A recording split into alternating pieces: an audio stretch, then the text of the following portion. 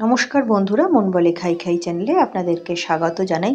শীতের সবজি দিয়ে একটা নিরামিষ তরকারি রেসিপি নিয়ে আজকে হাজির হয়েছি। এটি বানানোর জন্য একটা মিডিয়াম সাইজের ক্যাপসিকাম টুকরো করে নিয়েছি, কয়েক টুকরো ফুলকপির ফুলটা কেটে নিয়েছি, একটা মিডিয়াম সাইজের আলু সিদ্ধ করে নিয়েছি, একটা টমেটো ও কয়েক টুকরো পনির। এবারে টমেটো, আদা ও কাঁচা লঙ্কা একসাথে বেটে একটা স্মুথ পেস্ট তৈরি করে নিয়েছি। মূল রান্নাটাতে চলে এসেছি। গ্যাসে একটা কড়াই বসিয়ে নিয়ে এর মধ্যে দিয়ে দিলাম পরিমাণ মতো সর্ষের তেল। তেলটা গরম হলে সামান্য একটু নুন দিয়ে দিচ্ছি, দিয়ে ভালোভাবে তেলের সাথে নুনটা একটু মিশিয়ে নিচ্ছি। এবার এই তেলের মধ্যে পনিরের টুকরোগুলো দিয়ে প্রথমে ভালোভাবে ভেজে নেব। পনিরের গায়ে যখন একটা হালকা একটু কালার চলে আসবে, পনিরটা একটু ভেজে নিয়েছি, দিয়ে তুলে নিলাম। এবারে বাকি যে তেলটা আছে এর মধ্যে ফুলকপির টুকরোগুলো দিয়ে ভেজে নেব। ফুলকপির টুকরোগুলো তেলে দিয়ে হালকা নাড়াচাড়া করে নিয়েছি। এবার দিয়ে দিচ্ছি সামান্য একটু হলুদের গুঁড়ো, দিয়ে ভালোভাবে মিশিয়ে আঁচটা গ্যাসের একদম কমিয়ে দিয়ে ঢাকা দিয়ে 2-3 মিনিট সময় ধরে এটা একটু ভেজে নেব। দেখুন ফুলকপিটা সুন্দরভাবে ভাজা হয়ে গেছে। এবারে ফুলকপিটা আমি গ্যাস থেকে তুলে নিলাম। এবারেই একই কড়াইয়ে বাকি রান্নাটা করে নেব। তার জন্য দিয়ে দিলাম 1 চামচ পরিমাণ সর্ষের তেল। তেলটা একটু গরম হয়ে গেলে ফোড়নের জন্য দেব 1/2 চামচ গোটা জিরে, একটা শুকনো লঙ্কা আর 1 টুকরো তেজপাতা। ফোড়নটা একটু সময় একটু ভালোভাবে ভেজে নেব। ফোড়ন থেকে যখন একটা সুন্দর গন্ধ ছাড়বে তখন এর মধ্যে আমি যে টমেটোর পেস্টটা প্রথমে তৈরি করে রেখেছি ওটা দিয়ে দিলাম। ওটা দিয়ে কিছুটা সময় একটু নাড়াচাড়া করে নিলাম ফোড়নের সাথে। এবার এর মধ্যে কিছু গুঁড়ো মশলা অ্যাড করে দেব। দিচ্ছি 1/2 চামচ জিরের গুঁড়ো আর 1/4 চা চামচ হলুদের গুঁড়ো। দিয়ে দিচ্ছি 1 চিমটে পরিমাণ হিং। এখানে হিংটা আপনারা স্কিপ করতে পারেন যদি হিঙের গন্ধ পছন্দ না হয়, তবে হিংটা দিলে কিন্তু একটা নিরামিষ তরকারি সুন্দর একটা গন্ধ ছাড়ে।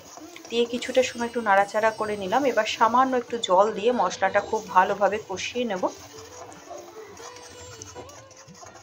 যতক্ষণ পর্যন্ত না মশলার এই জলীয় অংশটা একদম শুকিয়ে যায় ততটা সময় পর্যন্ত মশলা খুব ভালোভাবে কষিয়ে নিলাম। এবার এর মধ্যে দিয়ে দিচ্ছি 2 চামচ পরিমাণ নারকেল কোড়া। নিরামিষ রান্নায় এইভাবে নারকেল কোড়া দিয়ে মশলার সাথে একটু কষিয়ে সামান্য সময় একটু ভেজে নিলে খেতে কিন্তু খুবই সুস্বাদু হয়। আপনারা এইভাবে একবার করে দেখতে পারেন। মশলার সাথে নারকেল কোড়াটা ভালোভাবে কষিয়ে নিয়েছি। এবার কেটে রাখা ক্যাপসিকামগুলো আর সিদ্ধ করে রাখা আলুর টুকরোগুলো দিয়ে মশলার সাথে কষিয়ে নিলাম। দিয়ে এবারে ভেজে রাখা ফুলকপির টুকরোগুলো দিয়ে দিচ্ছি।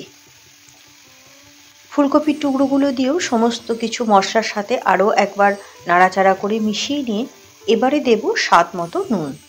আমি প্রথমে অল্প নুন দিয়েছিলাম পনির ভাজার সময়, আবার পরিমাণ মতো নুন দিলাম আর দিচ্ছি 1 চামচ পরিমাণ চিনি। নুন এবং মিষ্টিটা হলে নিরামিষ তরকারিতে খেতে ভালো লাগে। দিয়ে সমস্ত কিছু একসাথে নাড়াচাড়া করে মিশিয়ে নিয়ে এবার এর মধ্যে দিয়ে দিচ্ছি পরিমাণ মতো জল, কারণ ফুলকপিগুলো সেদ্ধ হতে লাগবে, তাই সেই অনুযায়ী জল দিয়েছি। আমি এখানে 300 ml মতো জল ব্যবহার করেছি। জলটা দিয়ে ভালোভাবে সমস্ত কিছু একসাথে মিশিয়ে নিয়ে ঢাকা দিয়ে মিনিট 5 প্রথমে রান্নাটা করে নেব।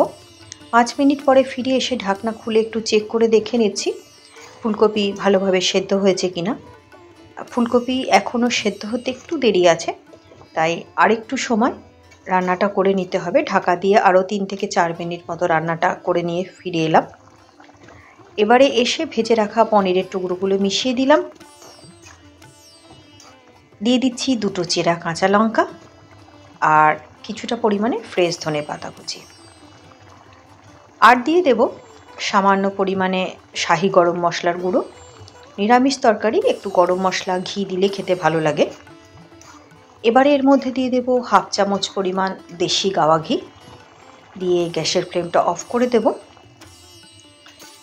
এরকমভাবে রান্নাটা করলে খেতে কিন্তু খুবই সুস্বাদু লাগে। আপনারা এইভাবে একবার ট্রাই করে দেখতে পারেন।